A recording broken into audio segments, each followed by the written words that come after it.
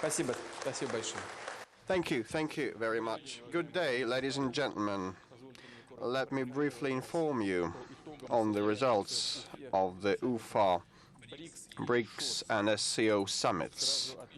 I'll note at the outset that they crowned Russia's presidency in these two high-profile structures.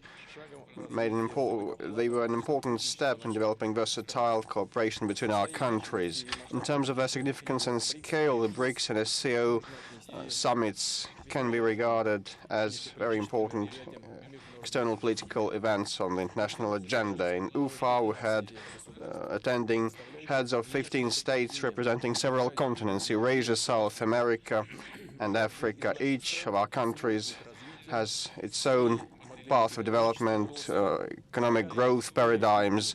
We have rich histories and cultures, and this diversity, the coalescence of traditions, makes our organizations powerful and promising. Over the past days, UFA saw talks and meetings in different formats.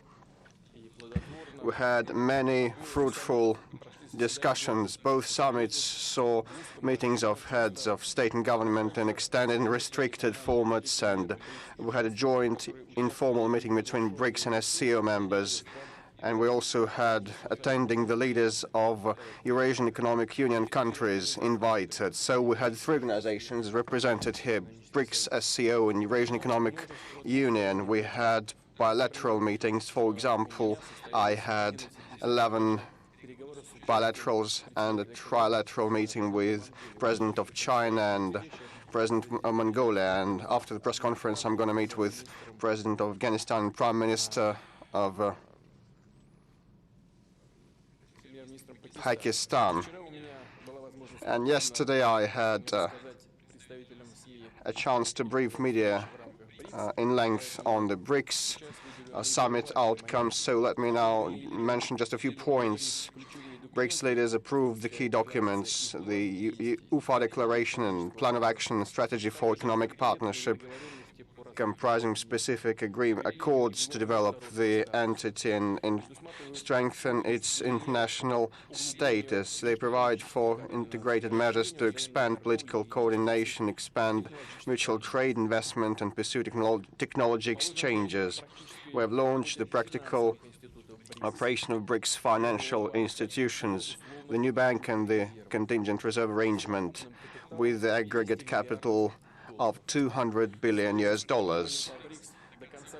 BRICS partners agreed to prepare a roadmap till the end of the year with a list of joint large-scale projects in infrastructure, industry, and agriculture. We agreed to further enhance cultural cooperation and engage civil society representatives to make the operation of our group more transparent and clear. We decided to launch a special web portal, the virtual secretariat of BRICS.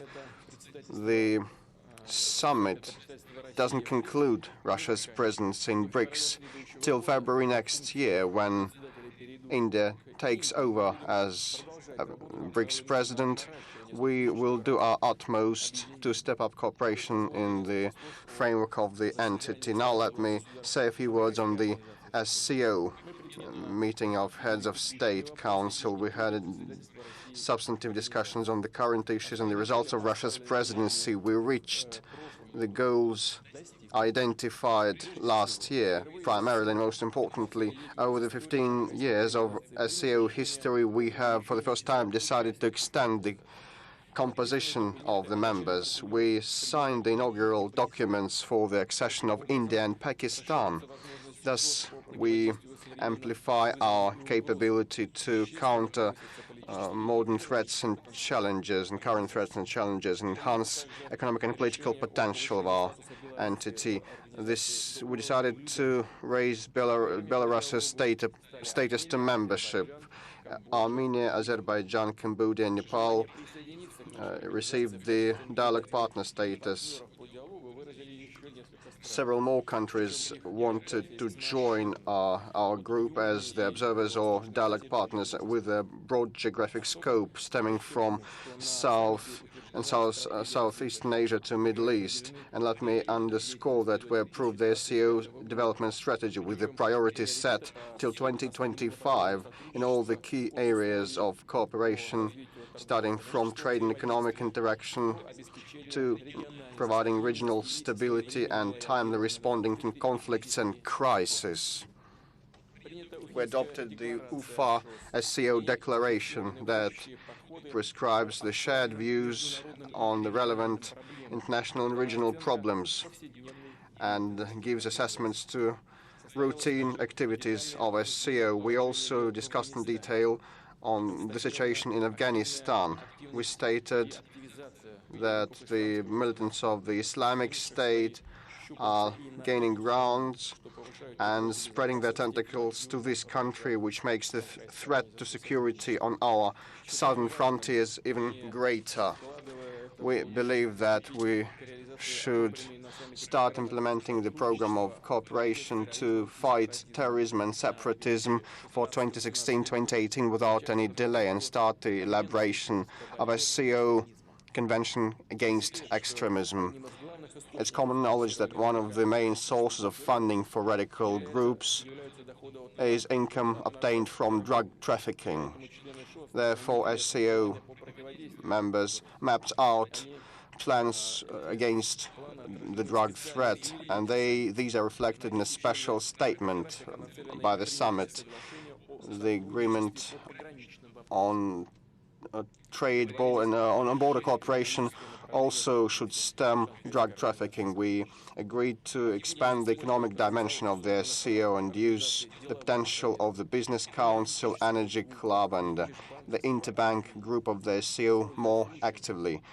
Using this opportunity, I'd like to invite the SCO representatives, including business community, to participate in the Eastern Economic Forum that is to take place for the first time in Vladivostok this September. We intend to bolster cultural cooperation on the SCO space. The SCO University, comprising 69 higher schools, is already operational. Tourism Development Program and Youth Council are also operational.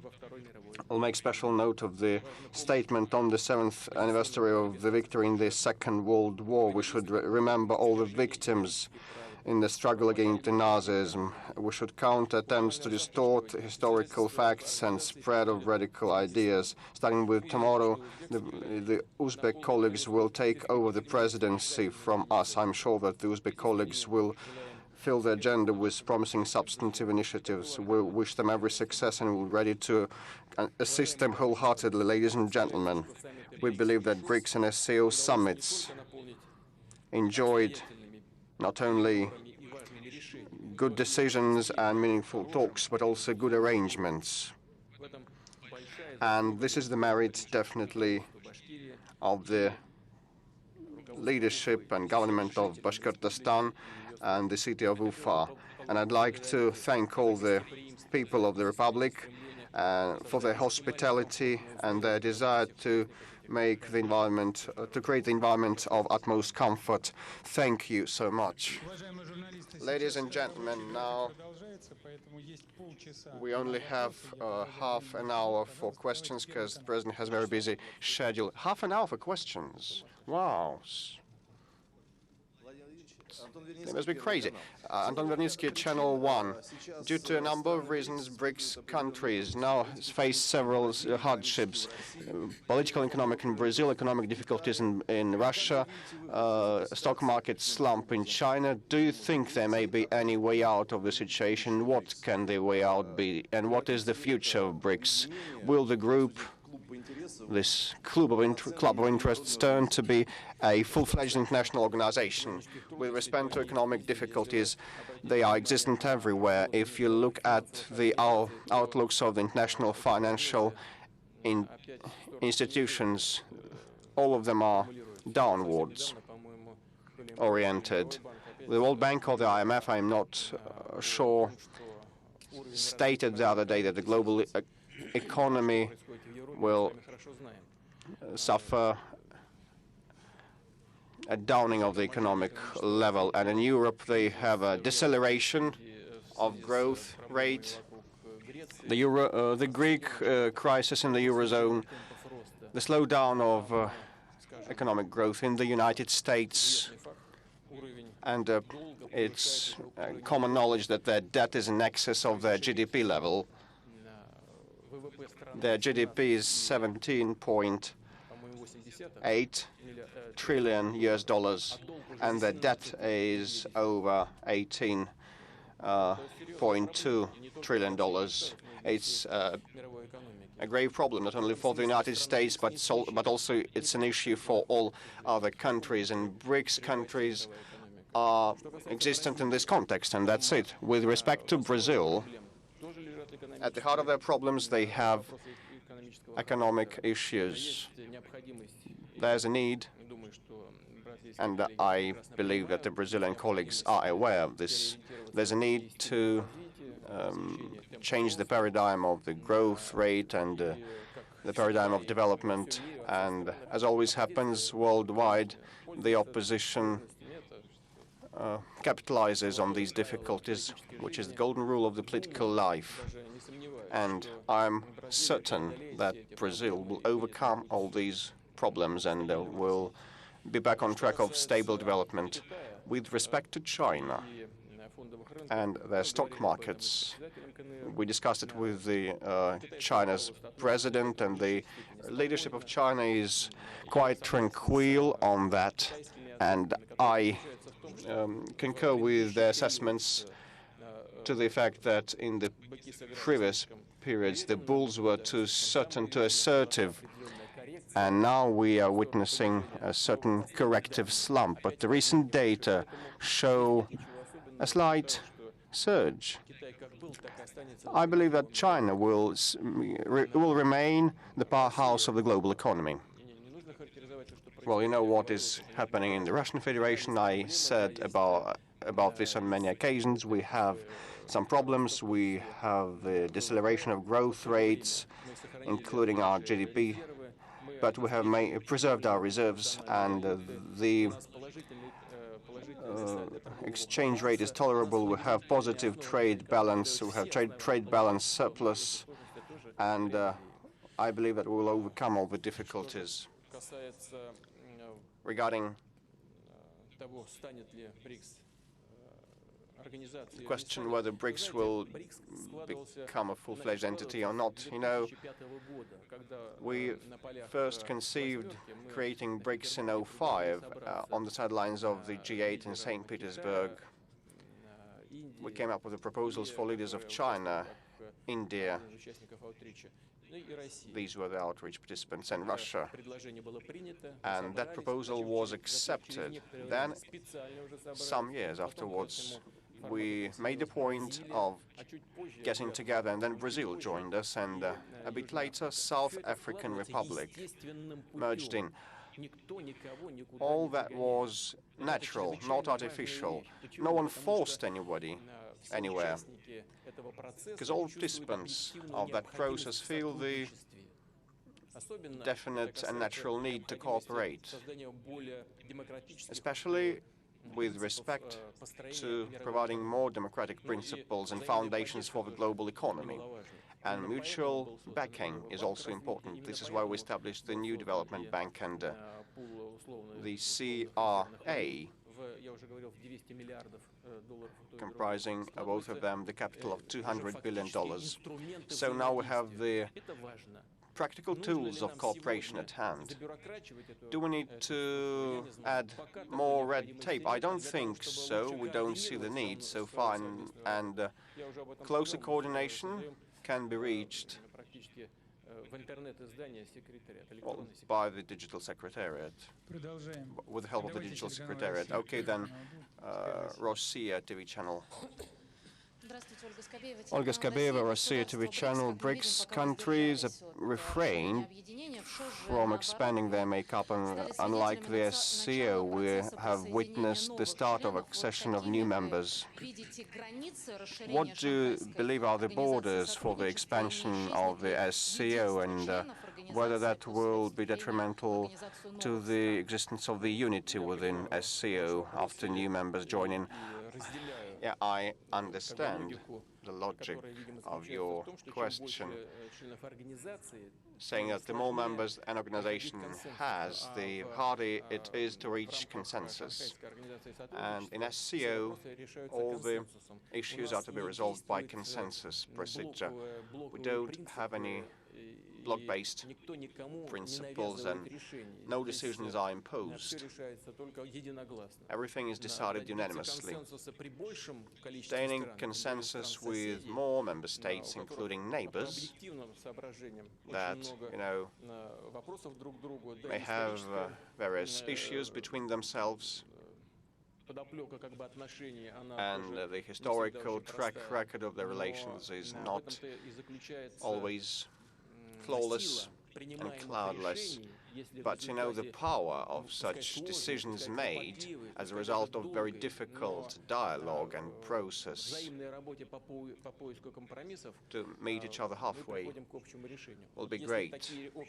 If such decisions are reached, they will guarantee the stable implementation of them, which are the Rossiyskaya newspaper. And now it's too early to say. We decided to start the accession of India and Pakistan as full-fledged members. We know the history of these two countries' bilateral relations. We really hope that the SCO platform will become additional forum for all of us to find solutions that would be satisfactory for everybody, and Iran may join, and we will contemplate this opportunity, and other countries show interest, but at this point of time we are to resolve the full-fledged membership of India and Pakistan. It's only at the outset, and let's conclude it and then we'll see what comes next. Please pass the floor to the Russian Gazette.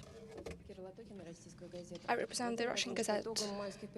As a result of the negotiations that took place in May with the leader of China, you mentioned they're going to pay attention to finding common points of interest between the Eurasian Economic Union and the Chinese project, the economic belt and Silk Road. Have you discussed these integration processes at the summits, and what is the practical value of this initiative? Yes, indeed, we have discussed this initiative in various formats, in the restricted format and in the delegation format. I don't remember exactly at what time the media left the audience and when the media representatives were present at our discussions. We believe that these projects are complementary. They do not contradict each other. Even more so, our colleagues from the SCO and BRICS associations often say that it is impossible to achieve sustainable development without the infrastructure development. I refer to the development of railroads, automobile, aviation, ports infrastructure, and pipelines construction. And one can hardly disagree with that. And the thing is that the Silk Road project and our project on the Trans-Siberian Baikal Amur railroads construction and our plans within the framework of the Eurasian Economic Union attest to one thing: we need to undertake concerted efforts, and it is widely discussed when we meet, and these projects would be implemented. RIA Novosti, please take the mic. Could you speak up, please? The question is about Iran. In Vienna, negotiations on the Iranian nuclear program continue. The P5+1 representatives are optimistic and they think that results might be achieved very soon. What is your attitude towards these developments? Are you optimistic with regards to the outcome of those negotiations?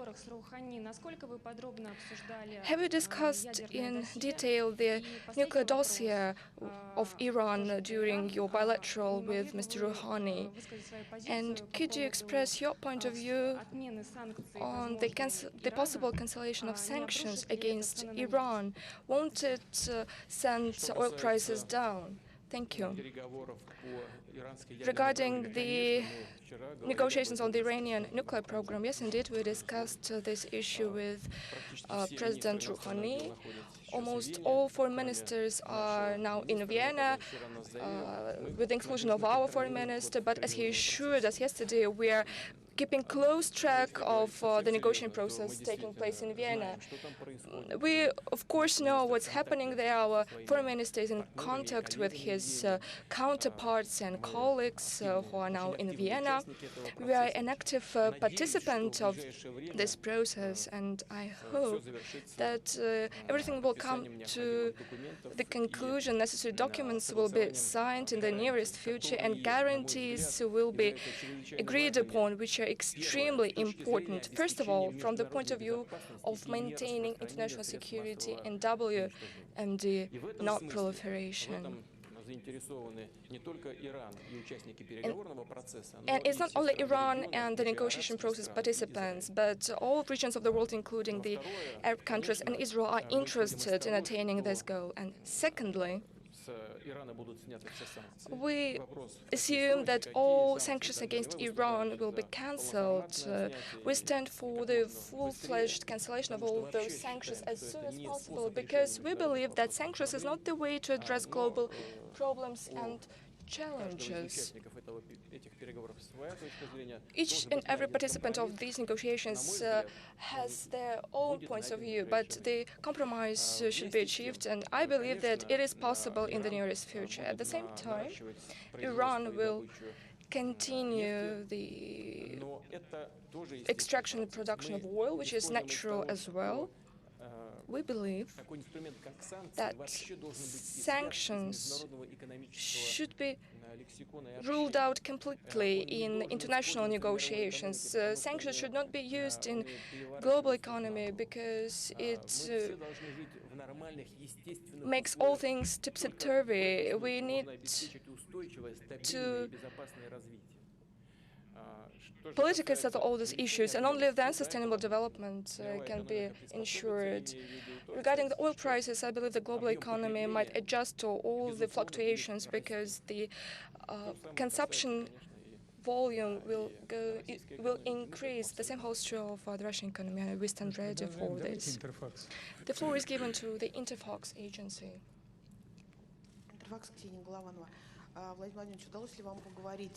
Have you managed to discuss the Ukrainian issue with your colleagues from the SCO and BRICS? If it is so, is Russia's approach supported by your colleagues? And what is your point of view on the current stage of the developments in Ukraine?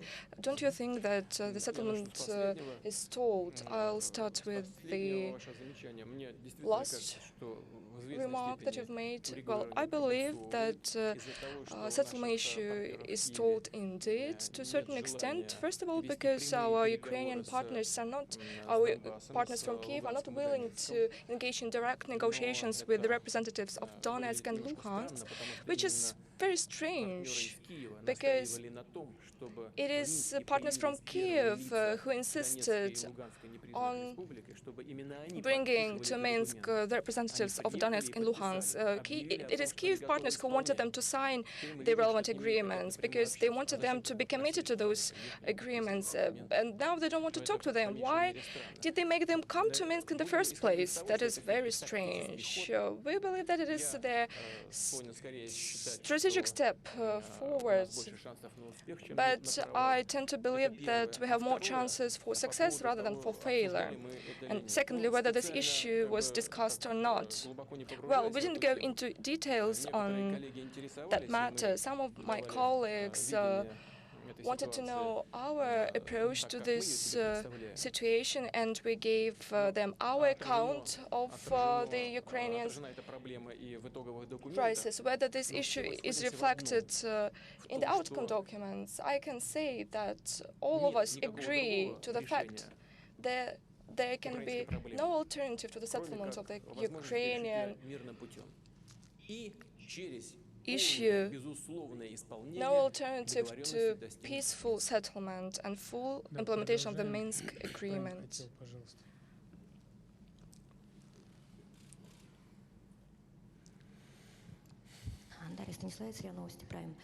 Prime news. Currently, Greece is undergoing a severe crisis. They haven't reached an agreement with the creditors.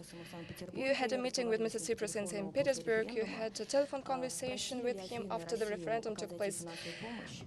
Did Greece ask for financial assistance from Russia? And did Russia promise that assistance? Is Russia ready to give this assistance to Greece against the current difficult economic situation? Can this assistance be given by the new development bank of BRICS? And what is your personal attitude to the proposal made by Greece to lenders? Would you like to ask anything else? Any more questions on your side? Well, I can have some questions.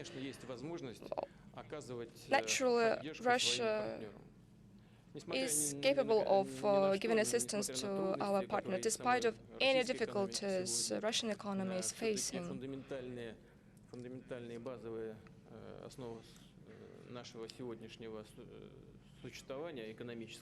The fundamentals of our today's economic existence boil down to the fact that we are capable of giving this assistance to a number of countries, and we actually do assist some of the countries. Speaking about Greece, I can say we have special relations of spiritual friendship with Greece. It is the cooperation based on historical and religious ties, but Greece is a member of the EU, and within the framework of its commitments, it is pursuing a very complex negotiation process with its partners from Europe. Mr. Tsipras didn't ask us for any sort of assistance, which is quite obvious, because the sums we're talking about are very high. Decisions that ought to be made are fundamental, and it is not the question of money. It is the question of principles of economic development, principles of the way how to settle outstanding issues with their partners in the nearest term. Well, we could put all the blame you want on Greece.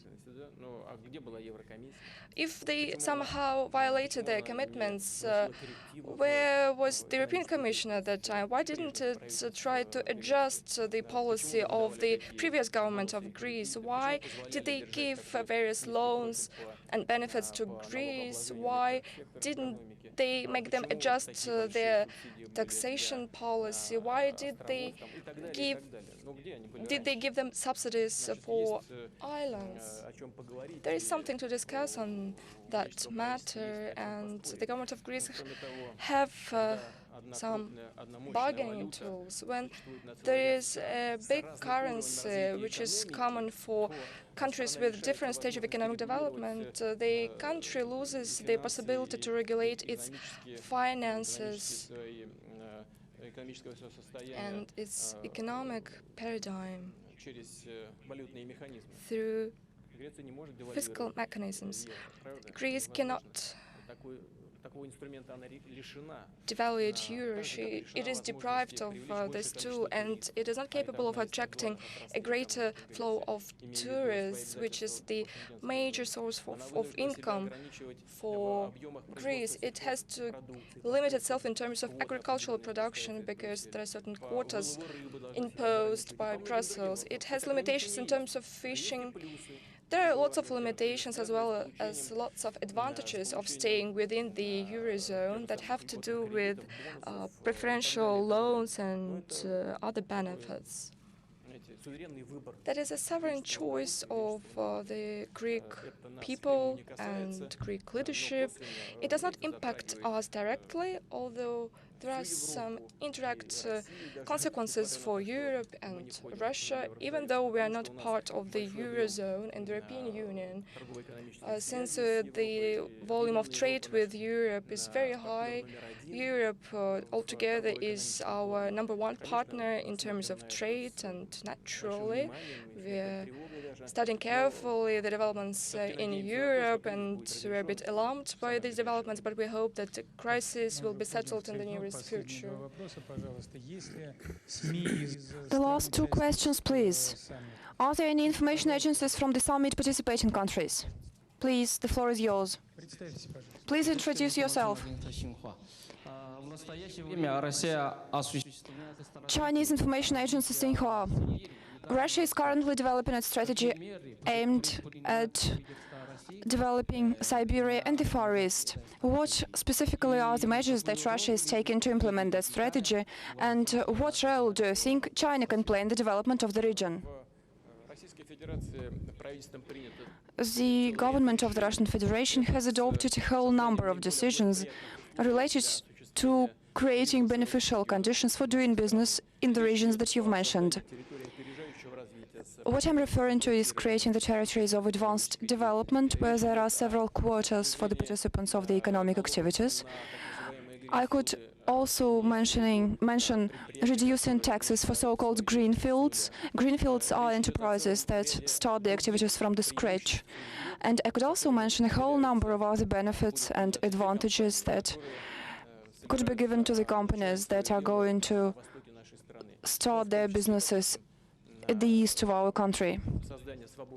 I think I could also mention establishment of free seaports and some other things. I've already mentioned some aspects in my speech. We are going to hold an economic summit in the Far East of our country for the first time. I informed our Chinese partners about it, and we are happy to invite Chinese businesses to participate in the forum. During the forum, we'll be able to give you very detailed information of all the options that you'll have if you work in the Far East. I think the Chinese companies could make significant contribution to the plans that we've worked out for ourselves in the region. And they could contribute to achievement of goals that we have set for ourselves. And of course, it would be mutually beneficial.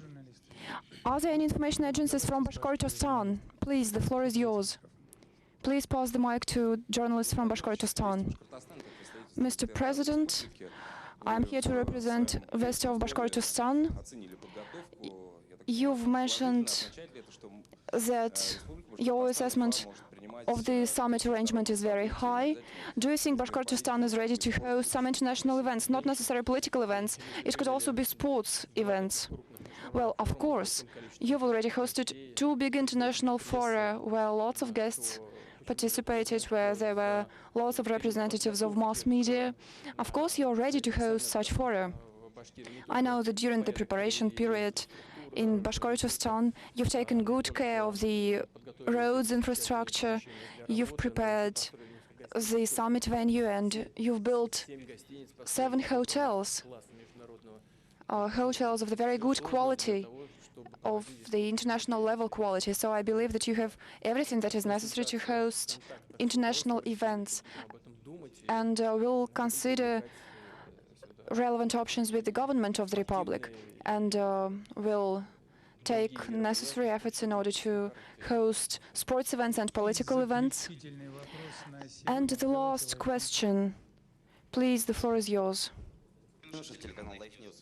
Live News TV channel. Mr. President, during your meeting with Mr. Modi, you, as far as I understood, promised to try yoga. Do you think you could share some of your success in this area with us? Well, yoga is about development from the physical side to the spiritual stage. So let us believe that I've already started the first stage, the physical training, but even in this area I still have a lot to do. There's a girl who wanted to ask a question. Please, one question in conclusion. Roxolana Chernobova, Rare Land magazine. I don't think it is a magazine that is related to political issues. Yes, we are writing about... I think we are writing about rare lands. We are writing about 17 elements of Mendeleev's table. They are used in producing iPhones and all other devices.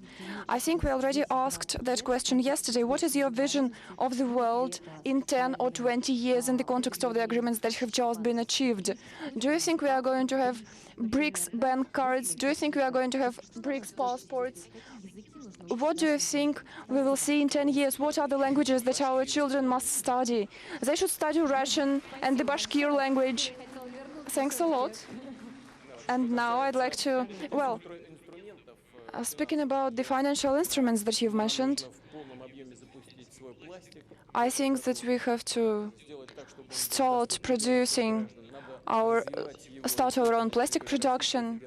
We should develop that area not only in the territory of the Russian Federation. We could probably also export it as China and Japan do.